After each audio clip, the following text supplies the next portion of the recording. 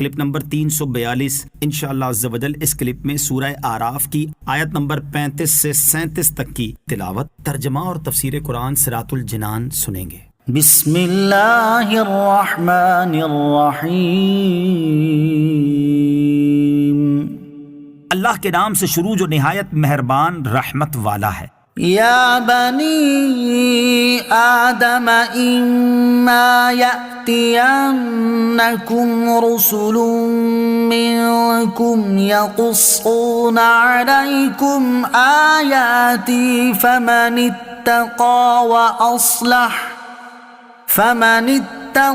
وأصلح فلا خوف عليهم ولا هم يحزنون۔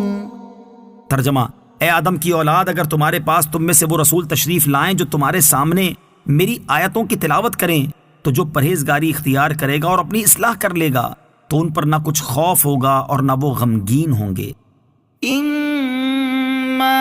يأتينكم رسل منكم، اگر تمہارے پاس تم میں سے رسول تشریف لائیں، یہاں اسی سابقہ تناظر میں اولاد آدم سے خطاب ہے کہ اے اولاد آدم، تمہارے پاس تم میں سے ہی رسول تشریف لائیں گے جو تمہیں اللہ عز و جل کی کتاب پڑھ کر سنائیں گے۔ اسے سن کر جو پرہیزگاری اختیار کرے گا اور ممنوعات سے بچتے ہوئے عبادت و اطاعت کا راستہ اختیار کرے گا تو قیامت کے دن اس پر اللہ عز و جل کے عذاب کا نہ کچھ خوف ہوگا اور نہ وہ دنیا میں کچھ چھوڑ دینے کی وجہ سے غمگین ہوگا، بلکہ قیامت کے دن حسب مرتبہ اللہ عز و جل کے فضل و کرم سے بہرہ ور ہوں گے۔ چنانچہ اس دن کتنے ہی لوگ نور کے ممبروں پر ہوں گے، جیسا کہ سرکار دو عالم صلی اللہ علیہ وسلم نے ارشاد فرمایا۔ اللہ تعالیٰ فرماتا ہے، میرے جلال کی وجہ سے آپس میں محبت کرنے والوں کے لیے قیامت کے دن نور کے ممبر ہوں گے، جن پر انبیاء علیہ الصلوۃ اور شہداء بھی رشک کریں گے۔ والذین کذبوا بآیاتنا واستكبروا عنها أولئك أصحاب النار هم فيها خالدون۔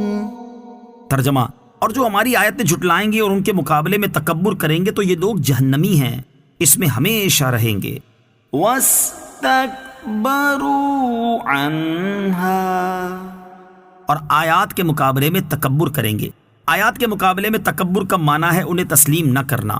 تکبر کی بہت بڑی قباحت، اس سے معلوم ہوا کہ تکبر کی بہت بڑی قباحت یہ ہے کہ آدمی جب تکبر کا شکار ہوتا ہے تو نصیحت قبول کرنا اس کے لیے مشکل ہو جاتا ہے۔ چنانچہ قرآن پاک میں ایک جگہ منافق کے بارے میں فرمایا گیا، وَإِذَا قِيلَ لَهُ اتَّقِ اللَّهَ أَخَذَتْهُ الْعِزَّةُ بِالْإِثْمِ فَحَسْبُهُ جَهَنَّمُ وَلَبِئْسَ الْمِهَادُ۔ ترجمہ: اور جب اس سے کہا جائے کہ اللہ سے ڈرو تو اسے ضد مزید گناہ پر ابھارتی ہے، تو ایسے کو جہنم کافی ہے اور وہ ضرور بہت برا ٹھکانہ ہے۔ اور حدیث مبارک میں ہے، نبی کریم صلی اللہ تعالی علیہ وسلم نے ارشاد فرمایا، حق کی مخالفت اور لوگوں کو حقیر جاننا تکبر ہے۔ فمن أظلم ممن افترى على الله كذبا أو كذب بآياته أولئك ينالهم نصيبهم من الكتاب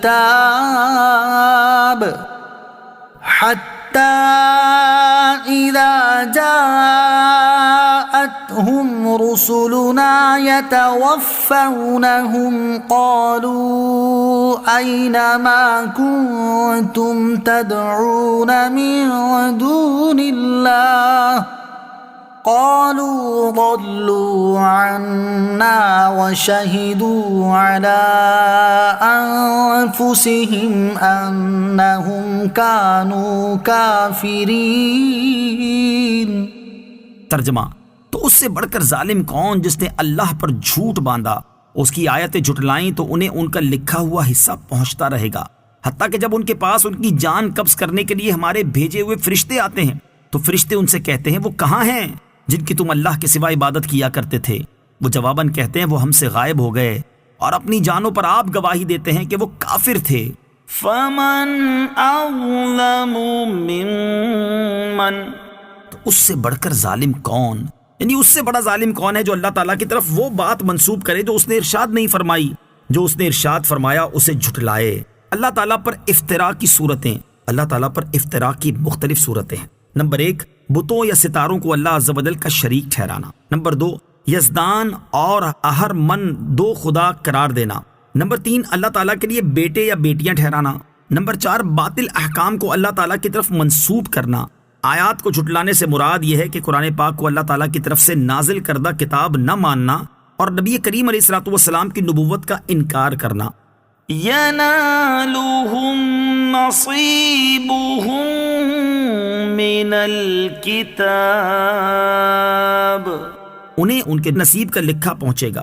آیت کا خلاصہ یہ ہے کہ لوح محفوظ یا ان کے نوشتہ تقدیر میں جتنی عمر اور روزی اللہ عز و جل نے مشرکین کے لیے لکھ دی ہے وہ ان کو پہنچے گی، حتیٰ کہ جب ان کے پاس ان لوگوں کی عمریں اور روزیاں پوری ہونے کے بعد اللہ تعالیٰ کے بھیجے ہوئے فرشتے ملک الموت اور ان کے معاونین ان کی جان قبض کرنے کے لیے آتے ہیں، تو وہ فرشتے ان مشرکین سے کہتے ہیں تمہارے وہ جھوٹے معبود کہاں ہیں جن کی تم اللہ عز و جل کے سوا عبادت کیا کرتے تھے؟ مشرکین اس کے جواب میں کہتے ہیں وہ ہم سے غائب ہو گئے، ان کا کہیں نام و نشان ہی نہیں۔ چنانچہ بت نہ تو کافروں کو موت کے وقت کسی عذاب سے بچا سکیں گے اور نہ آخرت میں۔